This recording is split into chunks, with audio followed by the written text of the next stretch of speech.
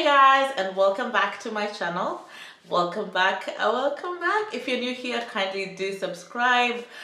Take 5 seconds to subscribe, and also don't forget to tap on the notification bell so you get notified every single time I upload a video. So today I'm coming on here to share with you the 14 things that I think you should consider while you're shopping for a clinic in Turkey.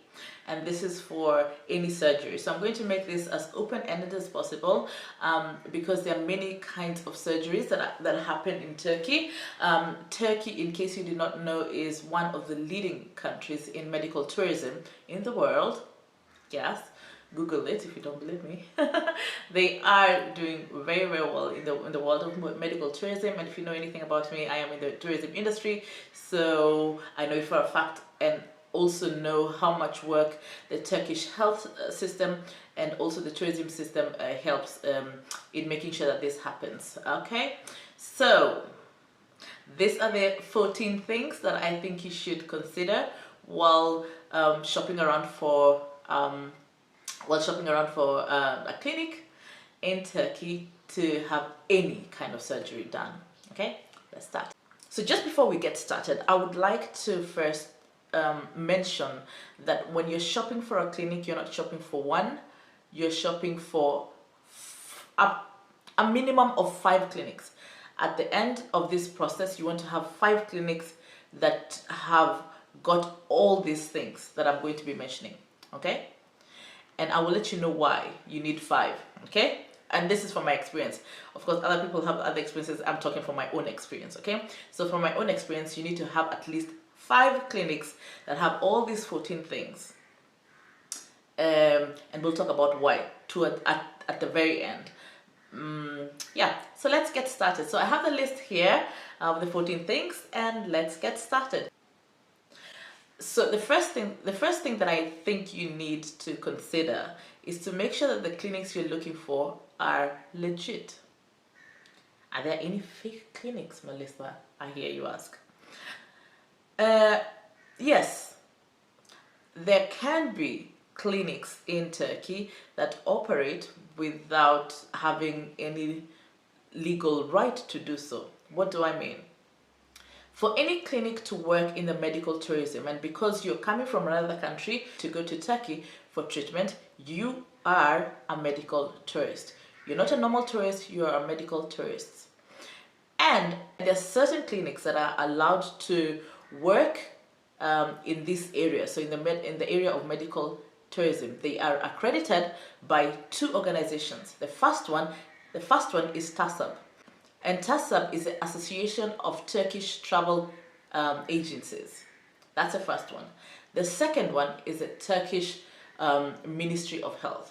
So those 2 organizations accredit different kinds of clinics to be able to legally engage in medical tourism. You need to make sure that the clinics you're looking for have this. They have these 2 certificates, okay?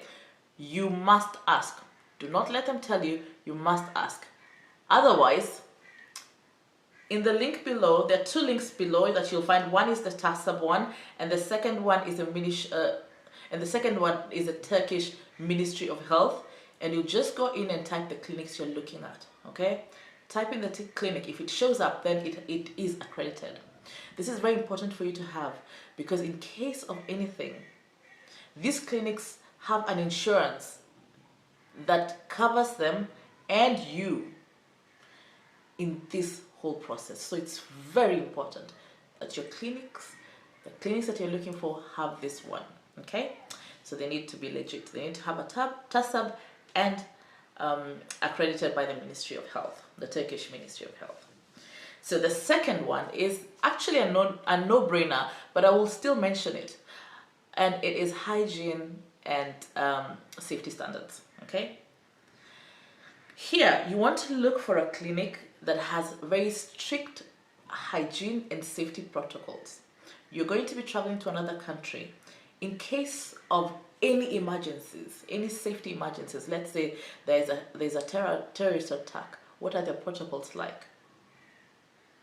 You do not know. Nobody plans for these things. So you need to be sure that the clinic you're going to has very strict safety protocols so that you're covered in case of anything. Secondly, hygiene. Hygiene is a no-brainer, but hygiene standards vary. So you want to make sure that the place you're going to has very strict hygiene standards.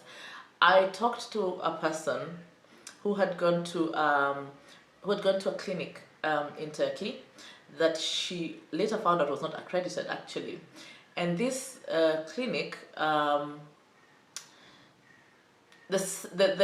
operating room that she ended up going in this clinic she said felt like the back end, like an illegal thing, like it's like a back end kind of a place.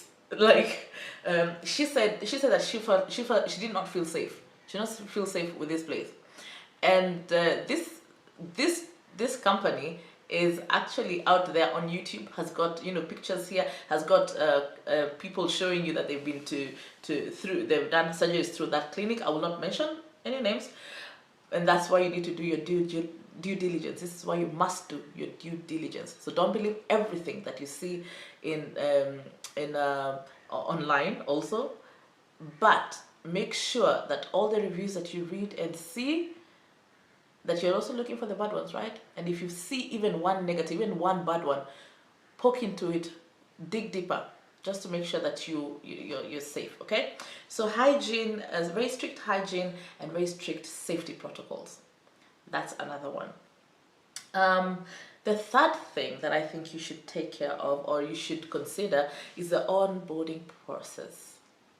So now in my case, I'll give you with my example. I knew what I wanted. I knew what procedure I wanted done. Initially, it was a gastric balloon. So when I started reaching out to most clinics, I was reaching out to them about a gastric balloon.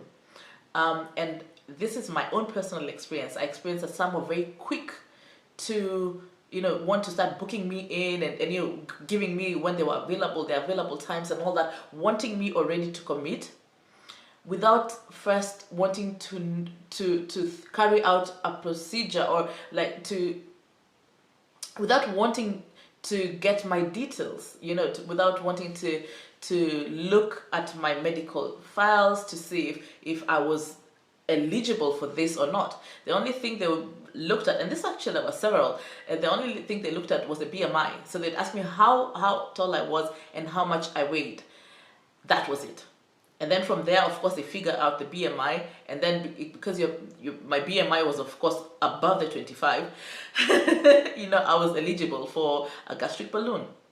But that is not true. Even for a simple procedure as a gastric balloon, that is not all. They should have a lot more. They should carry out an extensive probe into your health. Okay, ask for documents, ask into your health, ask if you have any underlying conditions. For example, for a gastric balloon, if you have a problem with reflux, for example, getting a gastric balloon would be the worst thing that you would do for yourself, because the balloon also brings reflux, and if you already suffer from reflux, the balloon would give you a lot of problems, and most of the time your body would also even reject it because of this. And not to mention that you would also put yourself in a lot of danger with obstruction and everything, but that's a story for another time. So you need to make sure that the onboarding process is thorough, that they are interested in who you are, they're interested in the procedure that you need to do, but also that they are also doing their due diligence. So they're carrying out an extensive research, an extensive probe into your medical details, into your situation, so that they're able to offer you the best care possible. They will not know how to take care of you if they do not know all the underlying conditions that you have. Okay?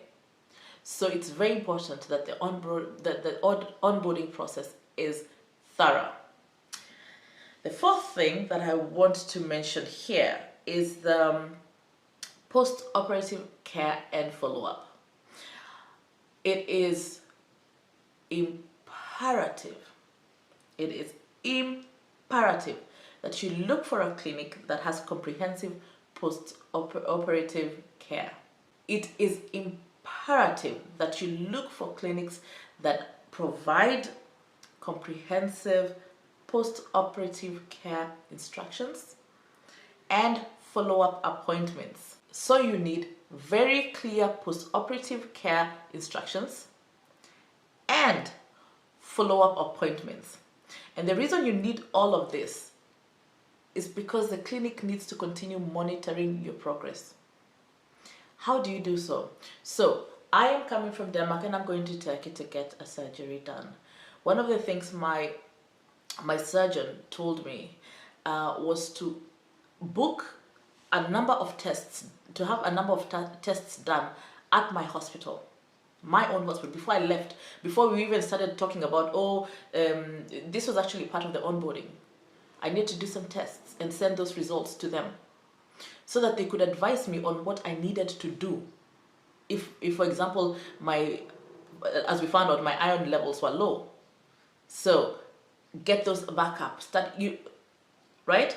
But you also need that after the surgery. So you need to also have involved your doctors back at home. So they need to be a part of this process. So you can't just go rogue and pack up your things and go and say, I'm going to get surgery in Turkey, and then go back home where you will not get any kind of help and follow-up. So my surgeon has instructions for me, has had instructions for me before the surgery, stuff that I've had to do, and will also have instruction for me afterwards. So what I need to do when we've actually talked through it already now, and it's what, 3 weeks, 2 weeks, wait a minute, what's the day today? It's the 22nd. So it's 10 days to my surgery. Today is 10 days before my surgery date, and we have already gone through my post-operative care instructions. So I know what to do. The reason that he decided to share this information with me before I even got there is because you do not have clarity of mind after surgery to be getting post-op care instructions. Like you need to have this way before, and also to plan for it. Because you need to make an appointment. Like here, you have to make an appointment in advance with the doctor. So I have already made appointments with my doctor from my surgery date. Here I have made appointments with my doctor to have certain tests done at the 1 month mark, 3 month mark, and 6 month mark. So it is important that you have these details way before you even go for the surgery. Okay.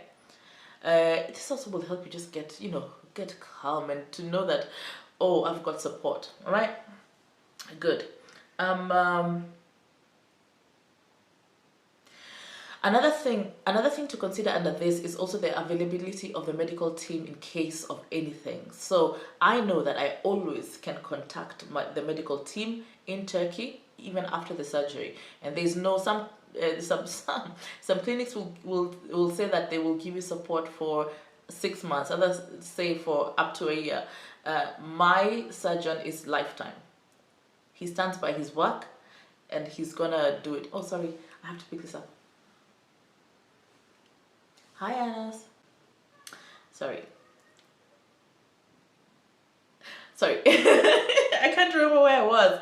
I think I just mentioned that you need to make sure that you have access to your medical team for as long as possible. I have mine for the rest of my life. My surgeon stands by his work.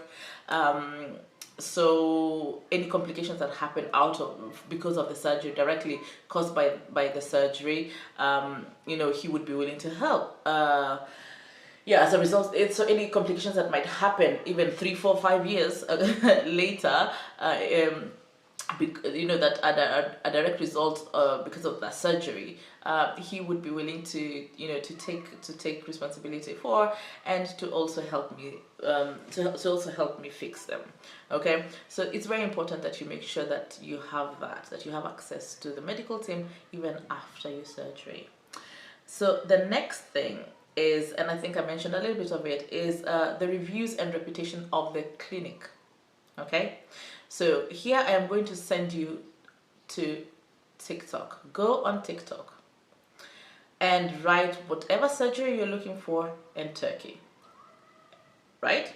If you're looking for a bariatric surgery, if you're looking for gastric sleeve Turkey, that's what you need to put in, and watch every, girl, listen to me, listen, watch every video that you can, okay?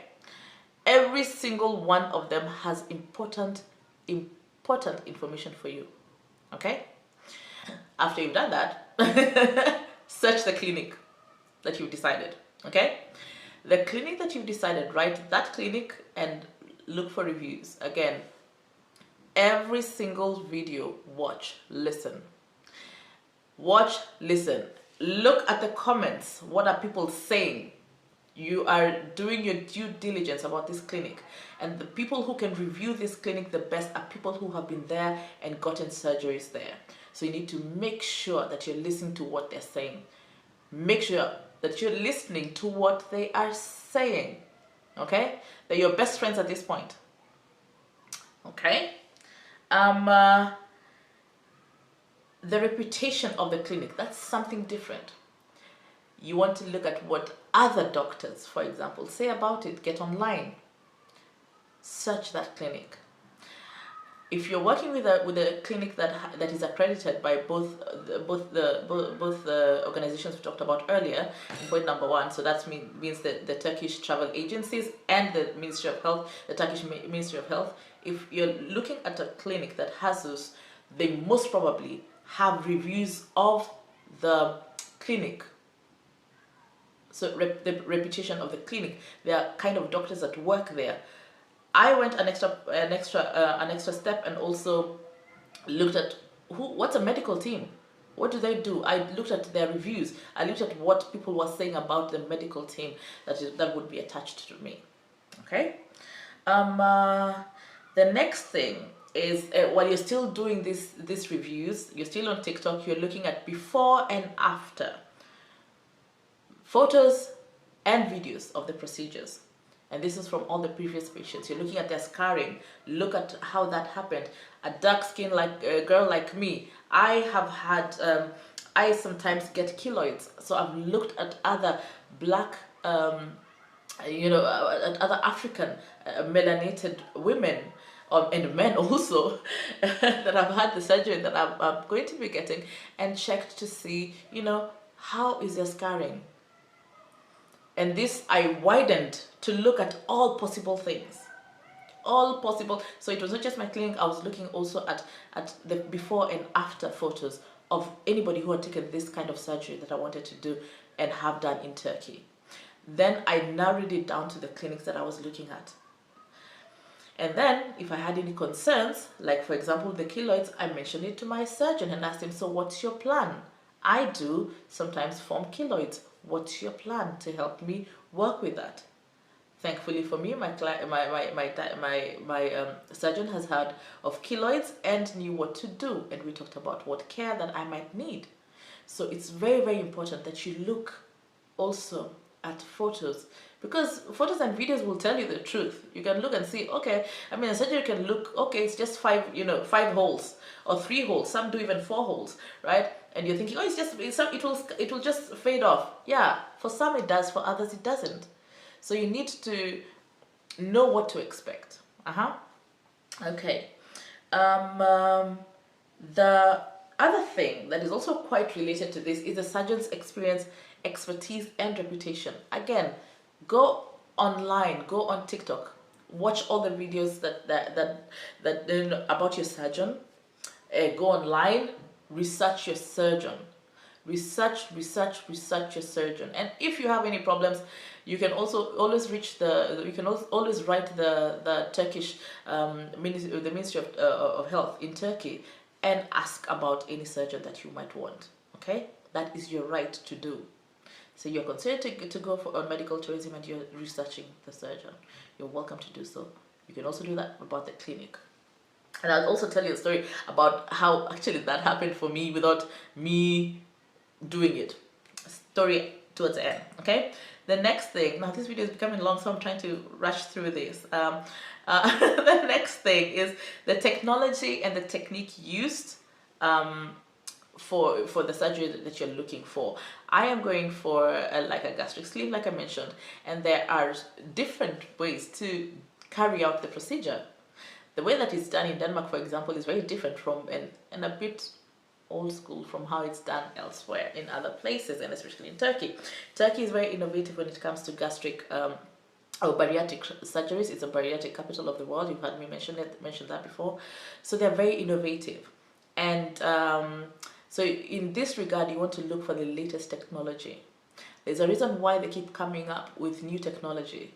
One, it's best for the patient, but also for the surgeon. And when you're looking for that, you also want to look at the experience of your surgeon, again, carrying out this latest technology. Okay? Yes, you want to be able to do that. Yeah, to carry out that. So make sure that you're going for the latest technology, because the latest technology just normally means most of the time less downtime for you.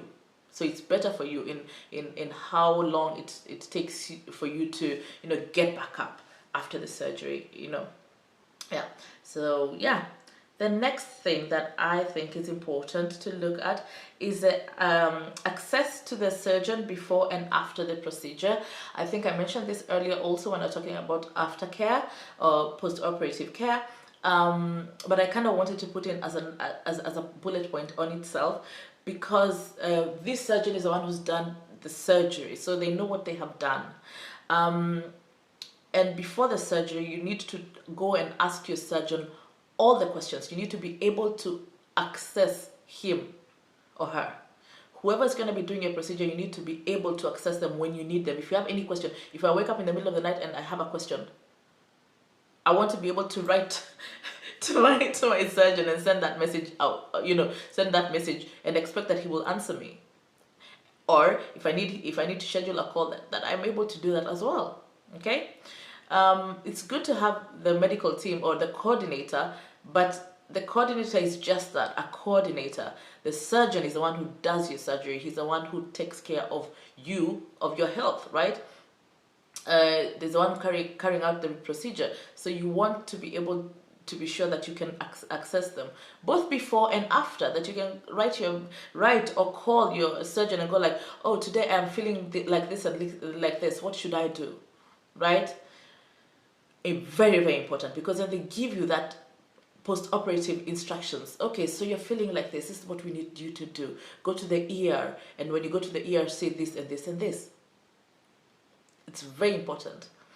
The next thing is support from the coordinator.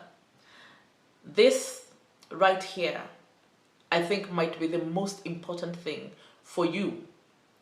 Well, all of them are very important, but this is gonna make your process so much easier. When you have a coordinator that you are cooperating well with, that is answering your questions, that is willing to do the legwork for you, because that's why they're there. The coordinator is there to do the legwork for you, so you don't have to do it. So remember when I was struggling with visas, that the coordinator is the one that made the difference for me. I had 5 clinics. I had 5 clinics that I had narrowed down, that I had all these things. But the thing that made the difference in all of those was the coordinator. So the clinic I'm going with was chosen because of the coordinator, because he was willing to do the legwork for me. He helped me get a visa. I did not need to do anything. I had tried when I was talking with other other clinics, and when I hit, you know, when I hit a bump or actually hit a wall and couldn't go further, this guy was willing to do so. So he wrote to the Turkish embassy in Copenhagen and applied the visa for me. So I just sent him pictures of my passport and my residency permit, and he applied. He asked for all the information he needed. He applied for the visa for me because it's a medical tourism visa. That's different from a tourist visa. So yeah, and like in that video that I mentioned before, I had tried the update that I had given you when I was going to get the visa. I had actually applied for a tourist visa because that's what I'd been advised by other people who did not know. But this guy knew that what I needed was a medical tourism visa. And he might not have known right from the start, but he did the work for me to figure out how to make sure that I was going to do, that I was going to be that he was going to be successful for me, that I was going to get the visa. And he did all this without any extra pay. So he didn't ask for nothing more. This is all part of the process. Yeah, the next thing that would be very good for you to consider is the language and cultural barrier. You're going to a new country that has their own language, so you need to make sure that the medical team is fluent in the language that you speak fluently. I'd suggest English. You're going to Turkey, you probably don't speak Turkish. I'm not sure if they speak Arabic there. Maybe they do, some form of it. I'm not sure, I can't answer that. But make sure that the team you're working with speaks fluent English, okay? And also, if you're coming from places like Germany, or if you're coming from places like Germany, I know some of them have coordinators that speak German. There's also a clinic that I considered that has a Danish speaking coordinator. So just make sure, don't feel like, oh, they have to speak English. No, ask, make sure that the coordinator, at least the coordinator, because the coordinator becomes your little shadow while you're there. They're there when you arrive, they're there up until you leave, they are there, stuck to you. And that's also very important for you to ask if the coordinator is going to be with you the whole time.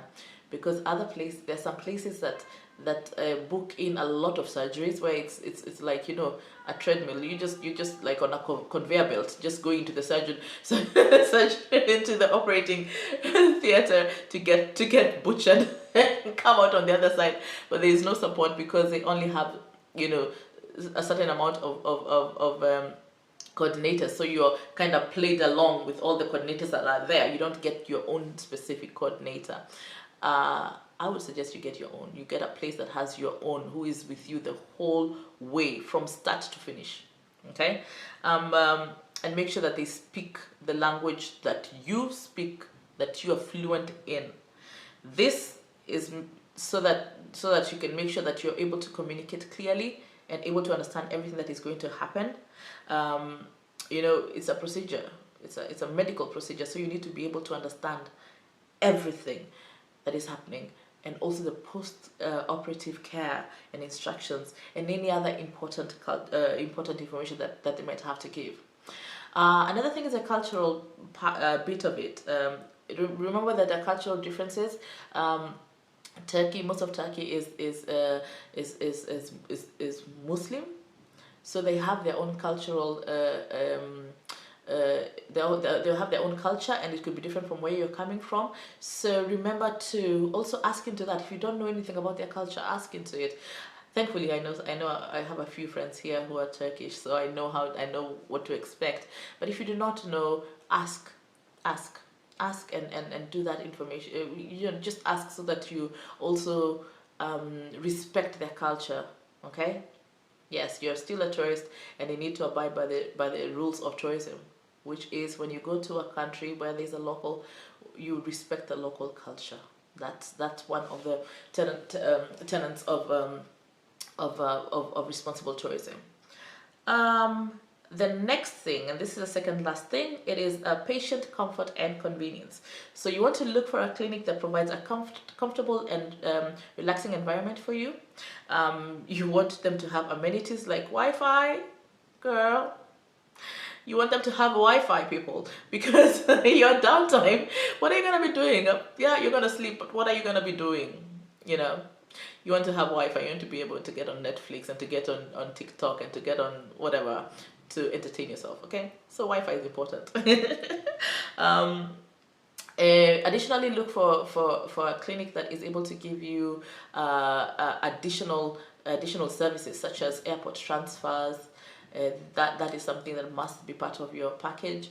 We can talk I can maybe make another video talking about the package deals and what you should have, because I can see this video is just a bit long for my liking. So so I'll make a video where we talk about the packages and what you should be looking for in a package deal. Okay. The other thing actually that I forgot to mention was the price and what they're offering.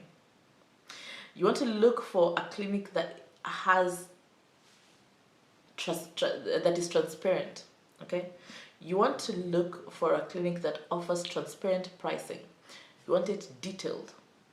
You want a detailed breakdown of all the costs. You don't want like a blanket, oh, pay this amount, but what is it that I'm paying for? You want you want all the costs broken down in, you want a detailed breakdown of all the costs involved. And the price, I will say this, be wary for any deal that looks good, like too good to be true, because almost always it is too good to be true. Okay, so make sure that if you see a price and you're thinking, oh my gosh, I can't believe I found it at this price, yeah, don't believe it. Don't believe it. There is something that they're skimming from.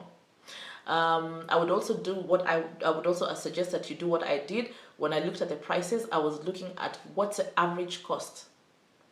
So from all the accredited clinics, what were they offering? What price point? What was their price point? And then from that price point, I also looked at the breakdown of what they were offering. It's very important. So I'll do another video where we look at the price and the breakdown for that, which is also the same one that I mentioned with package deals. Yes. The last thing, and this is alpha and omega of it all, your gut feeling. How are you feeling about this? How are you feeling when you think of the care that you have received, when you think of the communication that you're having with the coordinator from this clinic? How are you feeling? What's your gut feeling? Do you feel taken care of, or do you feel like somebody's rushing you? Do you feel understood? Do you feel that this person wants to, that this person tackles the problems that you have?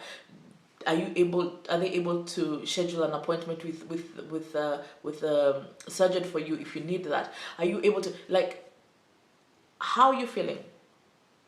So those 5 clinics, at the end of all this, so you've done all these 13 things, right? This is the 14th thing. All these 13 things, you already have them. The last thing now, you need to look at these 5 clinics and ask yourself, how am I feeling about clinic A? How am I feeling? What's my gut feeling telling me about this? And it's actually not even a big process. You already know when all the clinics have all that, one thing will stand out for you, which will help you choose a clinic that you need to go with. Like I mentioned, for me, it was a coordinator, because he was willing to go above and beyond for me. He was willing to do the legwork for me, to go above and beyond. Because if you got a guest, if you got a client from Turkey, from the UK or from the US, you wouldn't have had a problem with getting a visa, right? They just get in visa free. But here was a coordinator that was willing to go up, above and beyond for me. So I know the integrity that they carry as a place, because I'd already had talks with the surgeon and all that, and we had already found a time and all that. And that the surgeon said, yes, we're going to help you see this through. So they care about me as a person. They care about my health. They want the business, yes, but they also are willing to do the work. It took him a long time, a long time. It took him a lot of time a lot of legwork that he had to do for him to be able to finally get me the visa. But he did do the work, and they could easily have had other, because this is a clinic that is actually well sought after, and this is a surgeon that is sought after. So they could easily have said, you know what, we don't care, we'll get another guest who is, or we'll get another client who doesn't have as many needs. But they didn't. They took their time to take care of me, and that's the thing that stood out for me, and that's where I'm going with them. So when you have all these things down, then the choice is very clear, because there's one that's going to stand out for you. Depending on what your needs are, there's one that's going to stand out for you. Go with that one. That's the one that your gut wants you to choose. Okay? So thank you so much for watching this video. I hope you enjoyed it. I hope that you got a lot of information here, that you got value for your time. I hope that you enjoyed it and learned something, and that this is going to help you make the right decision for you, if this is a route that you're considering taking. Okay, thank you for watching again. Kindly subscribe, comment down below, let me know if there's anything else that I've forgotten. If you've had a surgery done in Turkey, drop your comment down. What things did you look at? Is there anything that I missed? If you're considering a surgery, write down in the comment section below. What is there anything that you're considering that I have not mentioned? Ask any questions. I'm able to contact my doctor to help you answer these questions. I'm able to contact my coordinator to help you answer these questions. And it doesn't have to be bariatric surgery, it can be any other surgery, because they do work for a hospital there. They can always put me into contact with somebody who works in whatever thing that you need done. Okay, yeah, so thank you for watching. Until next time, kwaheri.